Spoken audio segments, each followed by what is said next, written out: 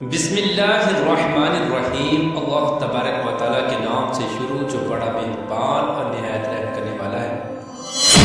پیارے دوستو، قوم عاد اور قوم سمود دنیا کی تاریخ میں دو ایسی قومیں گزری ہیں جن کو اللہ تبارک و تعالیٰ نے بے پناہ طاقت اور بے پناہ قوت سے نوازا تھا۔ ان کی طاقت کا کوئی مقابلہ نہیں کر سکتا تھا۔ یہ قوم دنیا کی لمبی ترین قوم تھی۔ ان کے جیسی قوم نہ ان سے پہلے آئی اور نہ ہی ان کے بعد اللہ تبارک و تعالیٰ نے ان کے جیسی کسی قوم کو پیدا فرمایا۔ پیارے دوستو، آج کے اس ویڈیو میں ہم قوم سمود کے بارے میں بات کریں گے جو قوم عاد کے بعد آباد ہوئی۔ قوم عاد دنیا کی سب سے پہلی طاقتور ترین قوم تھی۔ اس قوم نے اللہ تبارک و تعالیٰ کی نافرمانی کی اور گناہوں کے اندر مبتلا ہو گئے، تو اللہ تبارک و تعالیٰ نے اس قوم پر اپنا دردناک عذاب نازل فرمایا اور اس قوم کو ہلاک و برباد کر دیا۔ اس قوم کا نام و نشان صفحہ ہستی سے مٹا دیا گیا۔ اس طرح قوم عاد کے ہلاکت کے بعد ایک دوسری قوم ماض وجود میں آئی جس کو قوم سمود کہا جاتا ہے۔ قوم سمود قوم عاد کی نسل سے ہی تھی اور یہ دنیا کی دوسری طاقتور ترین قوم تھی۔ قوم عاد کی تباہی اور بربادی کے بعد عاد کے چھوٹے بھائی سمود کی نسل سے یہ قوم وجود میں آئی جس کو قوم سمود کہا جانے لگا۔ یہ قوم حجر کے علاقے میں آباد تھی اور آہستہ آہستہ یہ لوگ پھیلتے چلے گئے، یہاں تک کہ یہ لوگ مغربی اور شمالی عرب تک پھیل گئے۔ اس قوم نے اپنا دارالحکومت حجر کو ہی رکھا جو کہ شہر حجاز سے بالکل قریب واقع ہے، جسے آج ہم مدائن صالح کے نام سے جانتے ہیں۔ پیارے دوستو، اس وقت کی سب سے سپر پاور قوم عاد ثانی یعنی قوم سمود تھی۔ اللہ تبارک و تعالیٰ کا ان پر یہ خاص کرم تھا کہ یہ قوم انتہائی طاقتور تھی اور اللہ تبارک و تعالیٰ نے ان کو بے شمار نعمتوں سے بھی نوازا تھا۔ پیارے دوستو، تاریخ کی کتابوں میں اس قوم کا قد 40 ہاتھ بتایا گیا ہے اور ان کی اوسط عمر 900 سے 1000 سال تھی۔ اللہ تبارک و تعالیٰ نے ان کے جیسی قوم دوبارہ پیدا ہی نہیں کی۔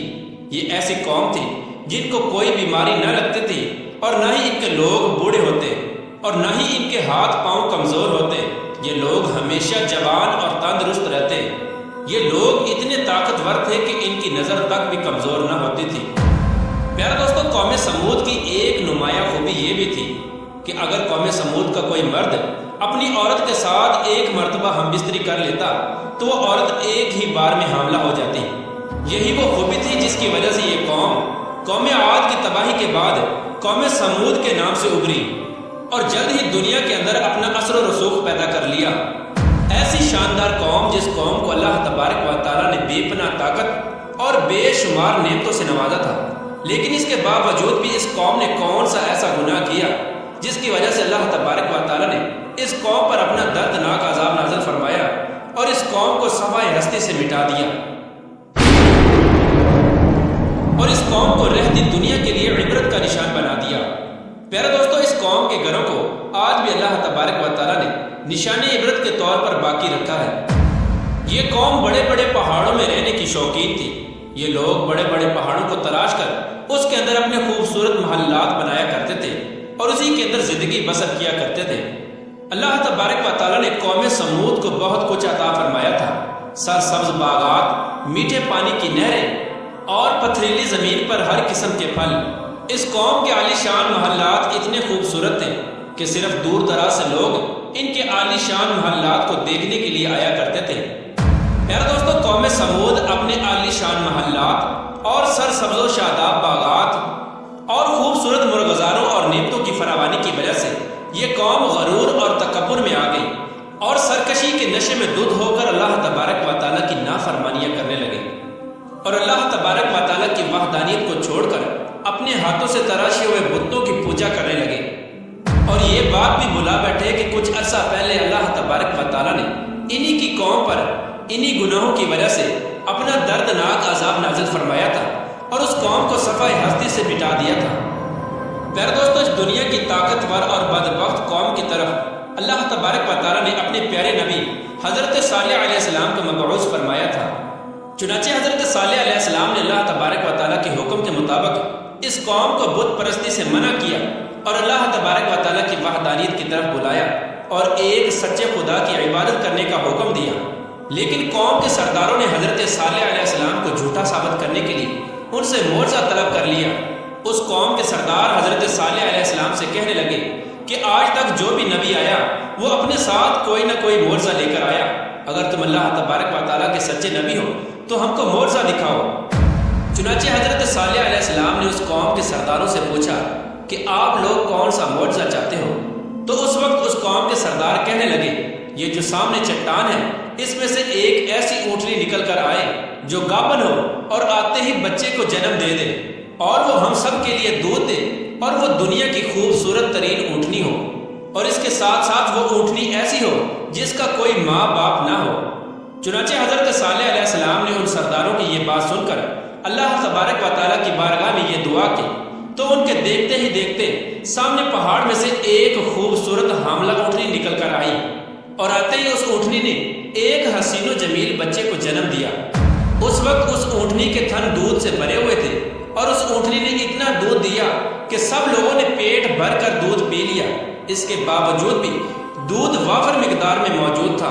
چنانچہ حضرت صالح علیہ السلام کا یہ عظیم الشان معجزہ دیکھ کر وہ تمام قوم اور اس کے سردار لاجواب ہو گئے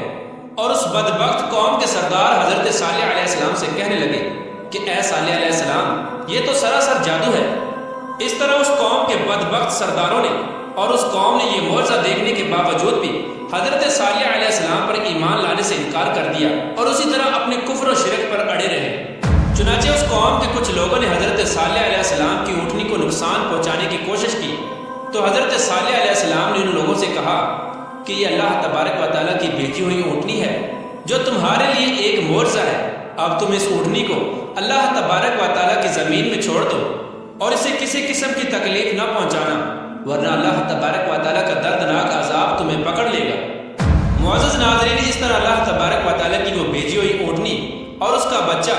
قوم سمود کے کھیتوں میں پورا دن چرتے اور ان کے چشموں کا سارا پانی پی جاتے۔ یہ ماجرا دیکھ کر قوم سمود نے حضرت صالح علیہ السلام کی بارگاہ میں شکایت کی کہ اونٹنی اور اس کا بچہ چشمے کا سارا پانی پی جاتے ہیں اور ہم کو پینے کے لیے پانی نہیں ملتا۔ تو ان کی یہ شکایت سن کر حضرت صالح علیہ السلام نے ان کے لیے دن مقرر کر دیے اور اس طرح اس چشمے کے پانی کو بانٹ دیا۔ ایک دن حضرت صالح علیہ السلام نے اس اونٹنی کے لیے مقرر کر دیا اور دوسرا دن اس چشمے کا پانی قوم سمود کے لیے مقرر ہو گیا۔ پیارے دوستو، جس دن وہ اونٹنی پانی پیتی اس دن وہ دودھ بھی زیادہ دیتی اور دودھ اتنا ہوتا کہ دن اور رات میں ختم ہی نہ ہوتا۔ جس طرح کہ اللہ تبارک و تعالیٰ قرآن پاک میں اس بات کی طرف اشارہ کرتے ہوئے ارشاد فرماتا ہے اور حضرت صالح علیہ السلام نے اپنی قوم سے کہا کہ یہ اونٹنی ہے، ایک دن اس کی پانی کی باری ہے اور ایک معین دن تمہاری پانی کی باری ہے، اس کو کوئی تکلیف نہ دینا ورنہ اللہ تبارک و تعالیٰ کا دردناک عذاب تمہیں پکڑ لے گا۔ پیارے دوستو، اس طرح کچھ ہی دنوں بعد قوم سمود اس اونٹنی سے تنگ آ گئی کیونکہ جس دن وہ اونٹنی پانی پیتی اس دن ان کو پینے کے لیے پانی نہ ملتا اور ویسے بھی قوم سمود کے سرداروں نے حضرت صالح علیہ السلام کی اس اونٹنی کو ایک جادو قرار دے رکھا تھا۔ خیر، قوم سمود کے ایک طاقتور سردار کی بیوی جس کا نام صدوق تھا، اس عورت کے دو انتہائی خوبصورت اور حسین و جمیل بیٹیاں تھیں، ان کی عمریں 12 اور 14 سال تھیں۔ اس عورت نے حضرت صالح علیہ السلام کے بیٹے کو یہ لالچ دیا کہ اگر تم اپنے گھر میں موجود اونٹنی کو رات کے اندھیرے میں قتل کر دو تو میں اپنی دونوں بیٹیاں انعام کے طور پر تمہیں دے دوں گی۔ چنانچہ حضرت صالح علیہ السلام کی اولاد چونکہ نیک تھی لہٰذا وہ اس عورت کے اس جال میں نہ پھنسے۔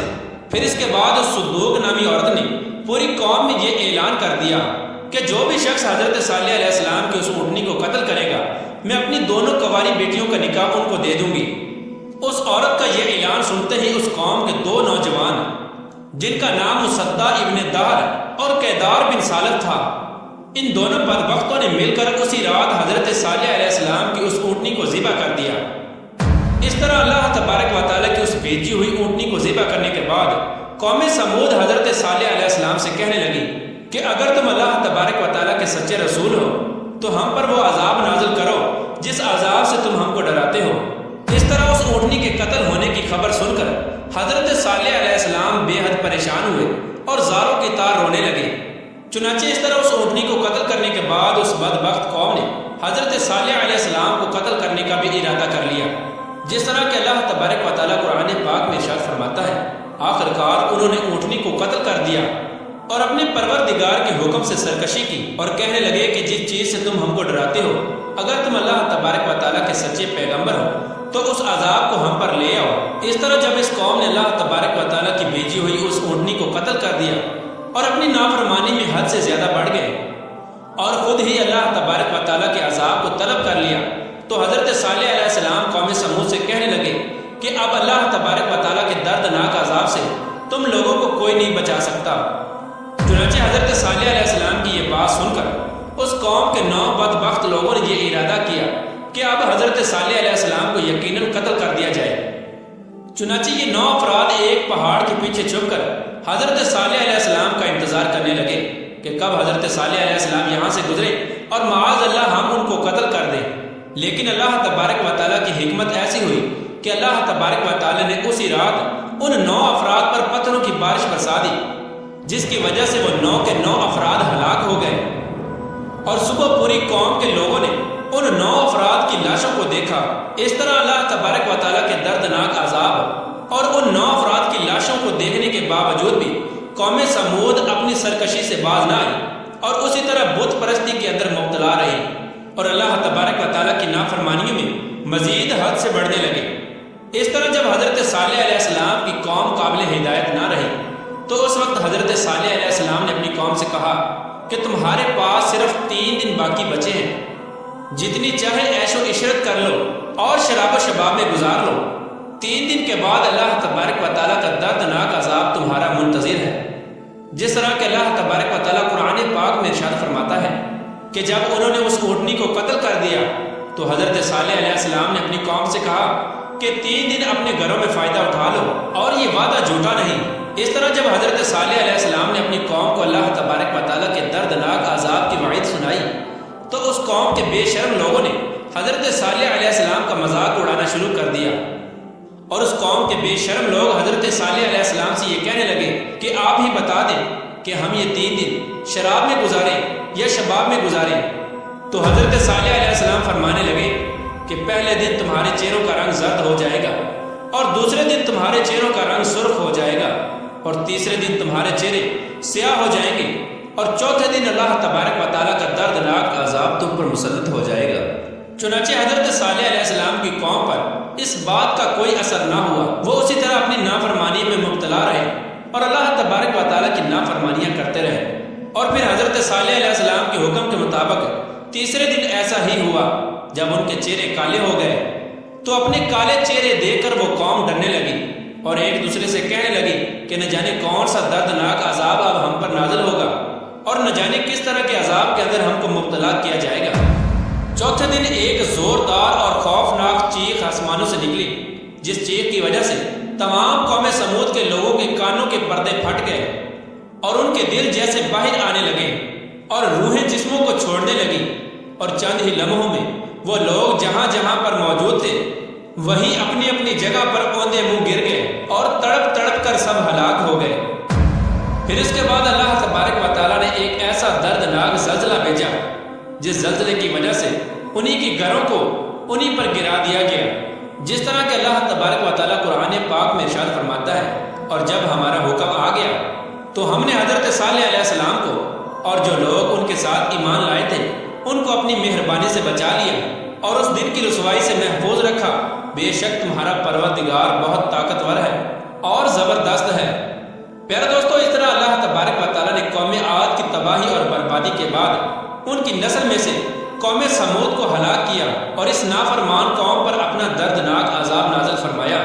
اور اس قوم کے لوگوں کو صفحہ ہستی سے مٹا دیا۔ اور اللہ تبارک و تعالیٰ نے اس قوم کے گھروں کے نشانات کو آج بھی باقی رکھا ہے تاکہ لوگ عبرت حاصل کریں اور اللہ تبارک و تعالیٰ کی نافرمانی سے باز آ جائے۔ اس قوم کے گھر آج بھی لوگوں کے لیے عبرت کا نشان بنے ہوئے ہیں۔ اللہ تبارک و تعالیٰ سے دعا ہے کہ اللہ تبارک و تعالیٰ اپنے حضور عاجزی اور انکساری کے ساتھ زندگی گزارنے کی توفیق عطا فرمائے اور ان تمام گناہوں سے ہمیں بچائے جن گناہوں کے اندر مبتلا ہو کر پہلی قومیں ہلاک ہوئیں۔